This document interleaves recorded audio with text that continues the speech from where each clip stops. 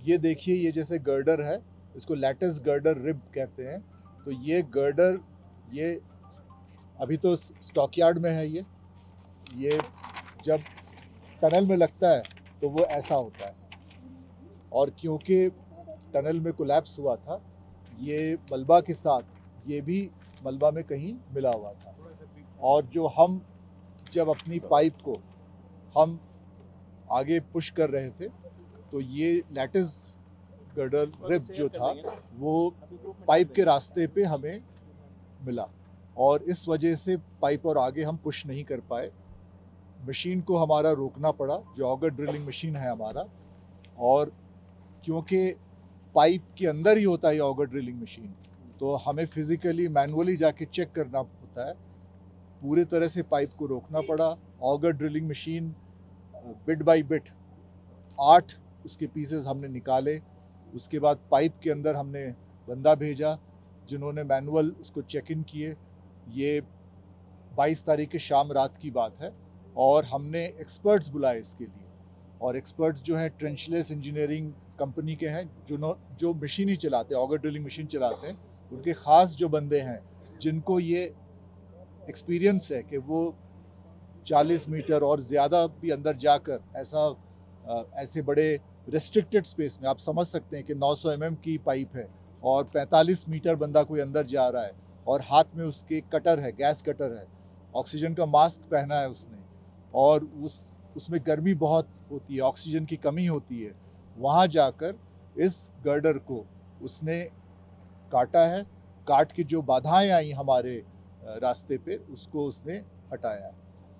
ये एक दिक्कत जो थी हमें, जो हमने 22 तारीख की पूरी रात, 23 के सवेरे हम इस प्रयास पे लगे रहे कि जल्द से जल्द हम दोबारा अपना ऑपरेशन फिर से स्टार्ट कर पाएँ। ये करने के बाद फिर मैनुअल चेक होता है, फिर से वो सारी जो ऑगर ड्रिलिंग मशीन है वो फिर से वापस रीअसेंबल होता है, उसको हम पाइप के अंदर डालते हैं, और फिर पुश करने की हमने 23 तारीख को फिर हमने प्रयास शुरू किया। 23 तारीख को हमारी उम्मीद थी कि अब एक बाधा आई थी, हो सकता है और कोई अड़चन ना आए हमारे पास। लेकिन 23 को भी जब हमने और 1.8 मीटर्स और अंदर हम प्रवेश किया, पाइप अंदर गई, तो हमें एक और हर्डल मिला, एक और हमें हमारे रास्ते पे एक बाधा आई। वो था कि हमें 4 पोल पाइप मिला। फिर ये जब टनल के छत पे लगता है ये तो ऐसे दिखता है। ये पाइप्स हैं वो सरिये थे, ये होलो पाइप होते हैं लेकिन काफी मजबूत पाइप्स हैं, ये छत के अंदर लगे होते हैं सर। ये वाला इसके बाद का जो मुड़ा हुआ था। और जब हम, ये तो बाद की तस्वीर है, वही प्रोसेस फिर से रिपीट करना पड़ा जो मैंने आपको इतने डिटेल में भी समझाया। फिर से वो रुकावट आई, ऑगर मशीन को वापस पूरा लाना पड़ा, उसको डीकपलिंग हम कहते हैं, उसको डीकपल करना पड़ा। बंदों को हम अंदर भेजे, फिर से वही बड़ी बहादुरी से ये बंदे अंदर गए, जो मैंने बोला ट्रेंचलेस कंपनी के हैं। इनका नाम है प्रवीण और बलिंदर, जो पहली रात गए थे। दूसरी रात हमारे पास और ऐसे एक्सपर्ट टेक्नीशियंस आके पहुंच गए थे। हमने 23 के सवेरे और लोगों को बुला लिया था, क्या पता आगे और कोई बाधाएं आए।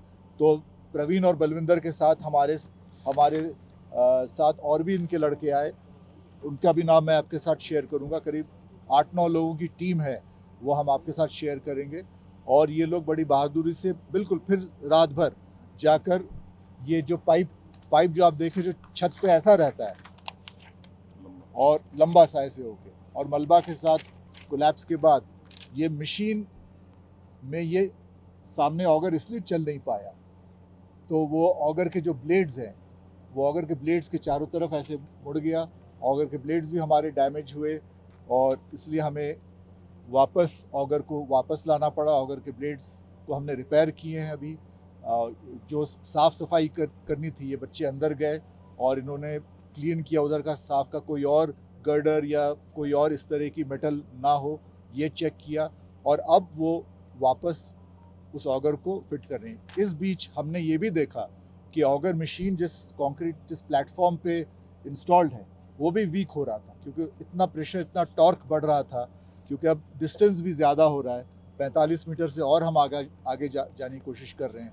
तो हमने इसी समय ऐसा नहीं कि हमने कोई भी समय वेस्ट किया है, कोई भी समय बेकार में एक्स्ट्रा लिया है, वैसा नहीं हुआ है।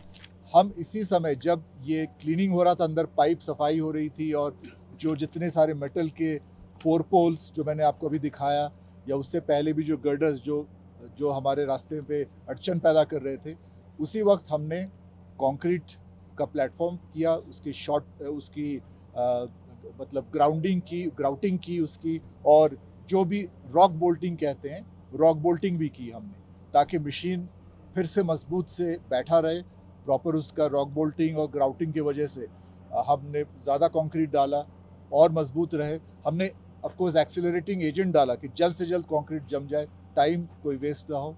हम ये करके सारा फिर से सेट किया। अब ऑगर को हमने वापस रीअसेंबल कर लिया है। अब जैसे हम अभी आपको इसी प्रेस ब्रीफिंग में ये बताना चाहेंगे कि जब वेल्डिंग हो जाएगी, अब जो नई पाइप अब हम डालेंगे उसकी वेल्डिंग हो जाएगी। 2 घंटे लगते हैं उसमें, वेल्डिंग के प्रोसेस में भी। आपको ये पहले भी मैंने समझाया है कि वेल्डिंग का प्रोसेस इतने बारीकी से हमें करना पड़ता है और इतने केयरफुली करना पड़ता है कि वेल्डिंग की जगह पाइप से भी मजबूत रहे। ये प्रयास रहता है हमारा। 2 घंटे बाद हम उम्मीद करते हैं वेल्डिंग हमारी पूरी हो और हम पाइप पुश करें, इस बार आगे पुश करें। इस बार कोई बाधाएं हमारे रास्ते पे ना आए, कोई अड़चन और ना आए, ऐसे हम प्रार्थना करते हैं। आप भी कीजिए हमारे साथ, ताकि हम तेजी से और आगे बढ़ें। अभी हम लोग कितने एक मीटर पर हैं? एक मिनट इसी के साथ में एक मिनट इसी के साथ में एक चीज और आपको अवगत कराना चाहेंगे। जैसे सर ने एक्सप्लेन किया कि जो पाइप आ गया, पाइप की वजह से वो प्लेटफॉर्म भी हिल गया, प्लेटफॉर्म स्ट्रेंथनिंग भी करना पड़ा। तो कल शाम 4 बजे से लेकर के अभी तक जो काम चला वो प्लेटफॉर्म स्ट्रेंथनिंग का किया गया, क्योंकि प्लेटफॉर्म हिल गया था कि जैसे पाइप आ गए, पाइप को जब वापस खींचा गया तो जो उसका हमारा 800 mm का पाइप है, 800 mm का पाइप भी डैमेज हो गया। वो आगे से उसका मुंह पतला हो गया, जो सर ने कहा था ना, नैरोइंग हो गया था, उसका नैरोइंग हो गया था। तो इसी वजह से उस पाइप को आज जो हमारी टीम है, जो आपने बताया कि जो उनकी ट्रेंचलेस की टीम है, जो एक्सपर्ट बाहर से भी आए और जो 2 लोग यहाँ के थे, उन सब ने मिलके उस पाइप का 1.5 मीटर 1.2 प्लस मीटर, मतलब 1.2 मीटर के आसपास का हिस्सा उनको काटना पड़ा। जो पाइप हमने अंदर डाला हुआ था, जैसे कल 1.8 मीटर पहले चला गया था, उसके बाद 1.2 मीटर फिर गया था, तो जो 45+3 हो गया था, उसमें 1.2 मीटर का जो पार्ट था उसका क्योंकि नैरोइंग हो गया था, उसमें से आगे ओवर नहीं जा पाता, फिर सारा का सारा दिक्कत होता, तो उसको 1.2 मीटर काटा गया। उसकी पिक्चर्स भी आपके साथ शेयर की जा रही हैं, ये जैसे आप देखेंगे अभी आपको भेज दी गई हैं। तो ये इतना मोटा पाइप जो हमारे द्वारा स्वयं डाला गया था, आप सोचिए उसी को काटने में 7-8 घंटे लगे। क्योंकि आप लोगों को इसलिए अवगत कराना चाह रहे हैं कि लोगों में एक बेचैनी हो जाती है कि इतनी देर क्या हो रहा है, अगर मशीन खराब होगी। अगर मशीन खराब नहीं हुई है, अगर मशीन काम कर रही है, लेकिन ये अड़चने ऐसी हैं जिसका पता नहीं चलता। क्योंकि जब उन्होंने देखा कि पाइप पतला हो गया है तो पाइप को काटा जाना ज़्यादा। एक्सपर्ट की टीम है, सब डिस्कस करते हैं, यहाँ इंजीनियरिंग एक्सपर्ट्स भी हैं, जियोलॉजिकल एक्सपर्ट्स भी हैं, यहाँ सारी के सारे उनके एक्सपर्ट्स के बाद में डिस्कशन के बाद में ये हुआ कि इस पाइप को काट करके पुश किया जाएगा तो ज़्यादा बेहतर है।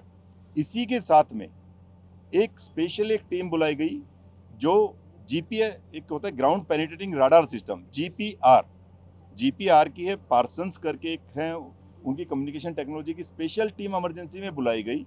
उनमें भी एक लड़का जो कभी भारत भास्कर, जो कभी इस तरह के मतलब नैरो स्पेस में नहीं गया होगा, उसको अंदर भेजा गया। वो 45 मीटर अंदर जा करके उसने 45 मिनट के अराउंड तकरीबन लगाए। उसने पूरा वीडियो बनाया, वीडियो के साथ में उसने अपना पूरा जो एक मशीन होती है वो लेकर के गए।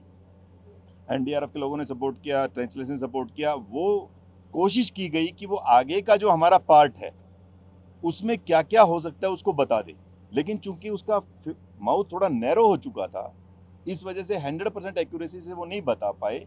लेकिन उन्होंने जो उम्मीद की है कि अगले 5 मीटर के अंदर कंटिन्यूअस मेटल ऑब्जेक्ट नहीं है, कुछ कुछ हर्डल्स उन्होंने बताए, लेकिन एक जो उम्मीद की जा सकती है कि they could go up to 5.4 metres. उनकी जो मशीन थी वो 5.4 मीटर्स तक की रीडिंग ले पाई, क्योंकि उसका फेस नैरो हो गया था।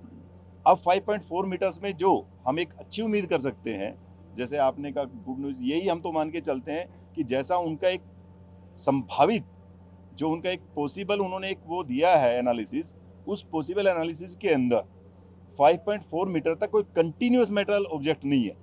कंटिन्यूस मेटल में जैसे सर ने बताया कि गर्डल हो सकता है, पाइप्स हो सकते हैं, जैसे अगर तीसरी एक चीज होती है इसके अंदर जो ये पूरे के पूरे आपके गार्ड इसके साथ में लगे रहते हैं, प्लेट्स होते हैं। तो ये इस तरीके की चीजें ना होने की संभावना उन्होंने जाहिर की है। वो 100% श्योर नहीं हो सकते, लेकिन उन्होंने जो संभावना जाहिर की है वो भी एक पॉजिटिव रे ऑफ होप है। उसको आज हम पॉजिटिव ये मान सकते हैं कि अभी जो पाइप डाल करके आगे पुश किया जाएगा, उस समय उससे एहसास हो जाएगा, पता चल जाएगा कि जो जीपीआर ये टेक्नोलॉजी का भी इस्तेमाल करने के लिए, तभी आप लोगों को बताना चाहते हैं कि हर संभव प्रयास किए जा रहे हैं। जो भी टेक्नोलॉजी कोई कहीं से सजेशन आता है, कहीं पॉसिबल अवेलेबल है, वो कहीं पर भी है देश के अंदर, उन सभी टेक्नोलॉजीज का इस रेस्क्यू ऑपरेशन में इस्तेमाल किया जा रहा है। अब 2 मिनट आप पेशेंस रख लीजिए। मैं I will just after completion मैं आप लोगों को बताऊंगा। तो जैसे ये पूरा का पूरा इसी के साथ में, क्योंकि जो लोग अंदर हैं उनके बारे में आपको बताया गया, तो वहां पर भी उनका डॉक्टर से लगातार बात चालू है, साइकेट्रिस्ट से भी। आज शाम को संभवतः आप लोगों का, हम उन लोगों से जो साइकेट्रिस्ट हैं, जो डॉक्टर हैं, उनसे आपका इंटरेक्शन होगा, क्योंकि अभी वो लगे हुए हैं। तो जैसे होगा शाम को, अगर फिजिबल 6-7 बजे के टाइम होगा तो आप लोगों के पास भेज देंगे। मतलब you can ask the detail, वो संभवतः आप लोगों से बात कर लेंगे उसमें। तो आज हम सिर्फ ये मान सकते हैं, जैसे सर ने बताया, कि आज हमारी रे ऑफ होप पॉजिटिव ये है कि जो जीपीआर टेक्नोलॉजी की रिपोर्ट पॉसिबिलिटी हमारे जिसको कहते हैं फेवर में है। अभी जो पूरी मशीन को उन्होंने काट दिया है, तो जो पिछली बार 45 मीटर पे जैसे सर ने बताया जो हर्डल आया था, उसके बाद में ओगर को 700 mm से छोटा कर दिया गया था। वो 700 mm का ना करके छोटा आगे भेजा गया था कि जो पाइप से निकल जाए। अब वो फिर से बड़ा ओगर यानी फुल स्ट्रेंथ के साथ जो ओगर है वो 700 mm वाला ही आगे लगाया गया, क्योंकि पाइप जो नैरो हो गया था, जो कल आप लोगों को पिक्चर्स मिली थी जिसके अंदर ओगर वो सॉरी पाइप ऊपर से मुड़ गया था, हार्ट शेप में हो गया था, वो हार्ट शेप में ना होके अब वहां तक का पाइप काट दिया गया है। तो अब पूरे 700 mm का फुल स्ट्रेंथ का ओगर डाला जाएगा। अब उससे संभवतः उम्मीद सबको है, सभी के सभी लोग यही सोच सकते हैं और यही कह सकते हैं कि सभी उनके लिए दुआएं करें, प्रे करें, तो हो सकता है जल्दी से जल्दी हम लोगों को सभी को कामयाबी मिले। ओगर अभी जैसे बताया सर ने कि अभी वेल्डिंग का काम चालू है। वेल्डिंग होने के बाद 1.5 से 2 घंटे में जो अब नेक्स्ट हो जाएगा, तो उससे 1.5-2 घंटे के बाद हमारा 1 घंटा क्रिटिकल रहेगा तकरीबन। तो उस समय हम संभवतः जो भी चीज है फिर उसके बाद में बताएंगे। अभी हम कितने मीटर पर है? अभी कितने मीटर पर है? क्योंकि कल आपने बताया था 46.8, अभी तक क्या है? हाँ जी, ये वाला क्वेश्चन जैसे अभी आप लोगों को बताया गया था, कल 45 प्लस में 1.8 पे यहाँ पर आपको ब्रीफ किया गया था। उसके बाद दिल्ली से जो प्रेस ब्रीफिंग हुई थी उसके अंदर 1.2 मीटर उसके बाद जो पुश हुआ था, तो 45 प्लस 1.8 था, उसके बाद 1.2 मीटर और पुश हुआ था, तो 48 आपका हो गया था। उसमें से कुछ पाइप हमारे को काटना पड़ा है, लेकिन संभवतः जहाँ तक पाइप जा चुका है वहां तक तो फटाफट चला जाएगा। और उसके आगे भी जो हमारी टीम है, जैसे सर ने बताया कि वो जाकर के मैनुअली चेक करते हैं, वहां पर पाइप भी काट के लाए हैं। वो जो टीम है उसने ना केवल पाइप हमारे वाला पाइप काटा है जो अंदर जा रहा है, जो दूसरे वर्टिकल पाइप्स आ जा रहे हैं जो आपके छत में लगे होते हैं, वो भी 2 पाइप काट करके वो टीम लाई है। इसीलिए कल से तकरीबन 15-16 घंटे जो काम चला है, पूरी रात भर चला है, और जो सुबह भी अब तक दोपहर लगी है, वो पाइप काट के वो उन्होंने जो देखा उस पाइप को ऑलरेडी काट लाए। तो अगले मतलब जो अभी इमीडिएट पुश तो जल्दी हो जाएगा, लेकिन उसके आगे की संभावना हम जीपीआर की जो रिपोर्ट है उसकी और बाकी सबकी जिसको कहते हैं कि पॉजिटिव होप के साथ में ये हम मान सकते हैं कि आगे सक्सेस मिलने की संभावना लगेगी। एक मिनट, जीपीआर की जो रिपोर्ट है सर, उसमें 5 मीटर आपको लग रहा है कि कोई ऑब्जेक्ट नहीं है। तो एक कंटिन्यूस पहले ऑब्जेक्ट। मैडम हाँ को जी बोले। मैडम, आप क्या पूछ रही थी? सर टोटल कितना मीटर हुआ है? 2 more pipes are to be inserted because these pipes are of 6 meter length. So we'll need with the first 6 meter length we'll probably reach around 51-52, and with the next 6 meter length we hope to break through. This is our own estimation and understanding. These assessments are obviously based on certain realities, but they are all assumptions, so it's not to be taken exactly, but we hope to be there somewhere. Sir GPR वाली बात पूरी कर लेते हैं। GPR में जो आपने पाया कि 5 मीटर कोई ऐसा ऑब्जेक्ट नहीं मिलने वाला है, वो थोड़ा आसान रहेगा। क्या इसके बाद की जो लेंथ है, जो बचेगी लेंथ करीब 6 मीटर की लेंथ अगर बचती है, तो क्या उस तकनीक का फिर से इस्तेमाल किया जाएगा जीपीआर का, या फिर उसके आगे फिर आप उसी आधार पे चलेंगे? आपका जो सवाल था बहुत सही सवाल है, क्योंकि अभी तो हम 5.4 मीटर एग्जैक्टली हम रीड कर पाए ये ग्राउंड पेनिट्रेटिंग रडार से। और जैसे मैंने बोला था, मैनुअली भी जो बंदा गया पाइप काटा, उसने वहाँ साफ सफाई की, उसने भी देखा हाथ डाल के मलबा में 1-1.25 मीटर तक हाथ शायद जा पाएगा, तो उसमें उसको और कोई नहीं मिले। जो एकाक उसको रॉड वगैरह मिला था वो निकाल के ले आया। तो हम ये उम्मीद करते हैं कि ये 5 मीटर हम ज़रा तेज़ी से आगे बढ़ें। उसके बाद का उस कंडीशन देख के हम इट इज़ पॉसिबल कि हम ग्राउंड पेनिट्रेटिंग रडार का फिर से इस्तेमाल करें। लोगों के एक्सपीरियंस भी हैं और बहुत सारे दूसरे सेंस भी होता है, मशीन क्या फील कर रहा है, कितना प्रेशर पे है, कितना टॉर्क पे है, ये सब पैरामीटर्स देखते हुए हम आगे का डिसीजन लेंगे। इसमें जैसे सर ने कहा एक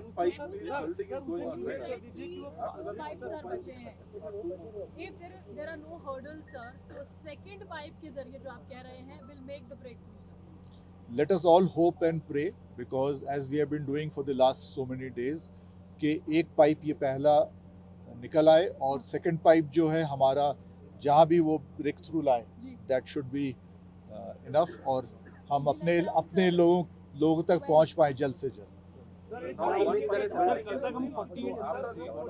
आज हम कितने मीटर? 2 more pipes. सर कल तक जो छड़ डाली गई थी उससे लेंथ क्या है, जो लंबाई कितनी है, 60 है या 60 से कम है? देखिए, जैसा सर ने कहा, मैं एक चीज सर के वाले में ऐड करना चाह रहा था। जो आप लोगों को बताया गया कि जीपीआर का प्रयोग दोबारा करने की शायद आवश्यकता ना पड़े, वो तब की बात है जब अगर हर्डल आता है और फिर सारा मशीन खोला जाता है, then it will be tried. Otherwise also आप समझ सकते हैं कि जो आखिरी का मलबा होता है वो जैसे धीरे धीरे आया है, तो उम्मीद है कि आखिरी का मलबा उसके ऊपर फोर्स कम होगा। भाई जैसे आखिरी का मलबा है उसके ऊपर जितना कम मटेरियल है, तो आखिरी में ये भी उम्मीद है कि मशीन इतनी पावरफुल है। अभी मशीन 100 से 125 टन के फोर्स पे काम करती है। जब बीच में जो प्लेटफॉर्म हिला उस समय वो तकरीबन 150 से 200 के ऊपर गई थी, तब हुआ था। और जब 45 मीटर पे हर्डल आई थी, जब वो लैटिस गर्डल पूरी आई थी, उस समय 300 टन तक की पावर उन्होंने अप्लाई की थी। फिर भी मशीन में 600 टन तक की पावर की ये मशीन है। आप समझ सकते हैं कि मशीन बहुत पावरफुल है। प्लेटफॉर्म भी स्ट्रेंथन कर दिया गया है, तो अगर जरूरत पड़ेगी तो अभी 100-125 से चल रहा है, तो पुश अगर होगा तो आगे आखिरी वाले में तो उम्मीद ये की जा सकती है कि जल्दी पुश भी हो सकता है। लेकिन ये सब प्रोबेबिलिटीज हैं, प्रिजम्पशंस हैं। जैसा सर ने कहा, let's hope and pray that we should do please. बाधाएं और अड़चनें कभी भी आ सकती हैं, लेकिन उम्मीद रखें। वही है जो कल था, उसमें बताया पाइप काटना पड़ा है कुछ। 46.8 मान सकते हैं, 46.8 हुआ है। हाँ जी, 1.2 दो नहीं, 1.2 वो आपको शेयर कर दी जा रही है। हम तैयार हैं, और भी हमारे पास पाइप है, बट उम्मीद रखिए कि और पाइप की जरूरत ना पड़े, 2 पाइप में हम ब्रेक थ्रू कर पाएं।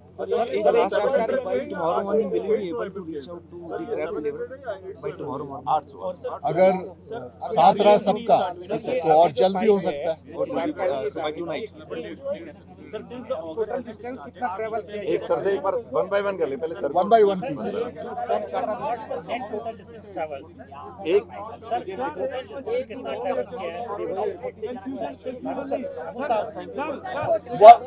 अगर आप 1 by 1 प्लीज।